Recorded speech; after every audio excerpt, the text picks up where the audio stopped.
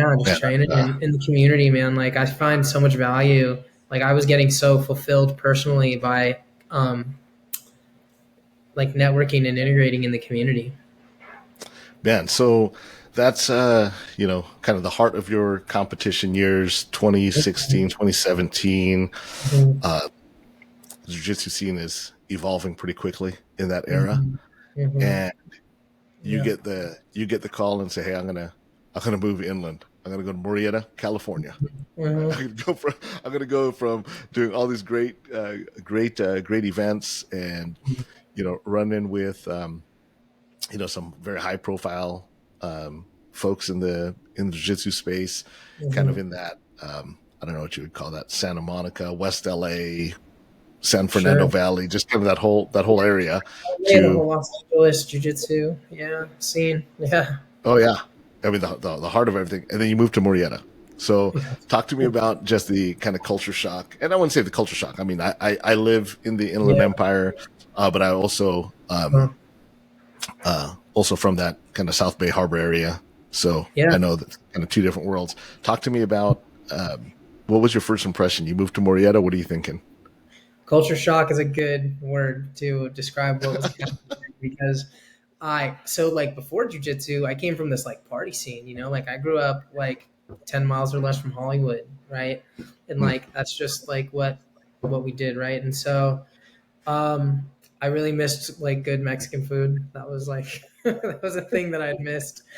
sure. And I missed restaurants being open late, and I totally like had no idea the difference in demographic. Like it's so common in Los Angeles. Like Eddie's class starts at like 8:30 p.m., right? Hmm, So then we're done at like 10:30 p.m. So like the post training meal is happening at like 11:30 p.m. And then we're like right. hanging out after, and like Eddie's playing music or like whatever, right?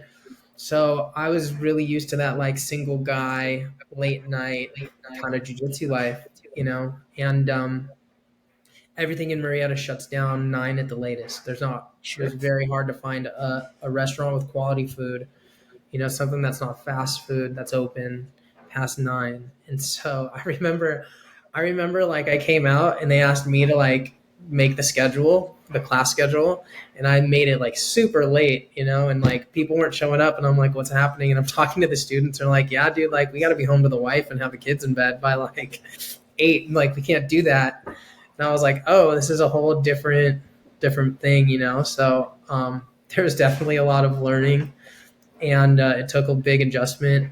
Um, there wasn't as much diversity in the area, which was strange to me at the time. I think now I've been here 7 years now, and I think it's changed a bit, but Let's evolve quite a bit. it has. But I've evolved quite a bit.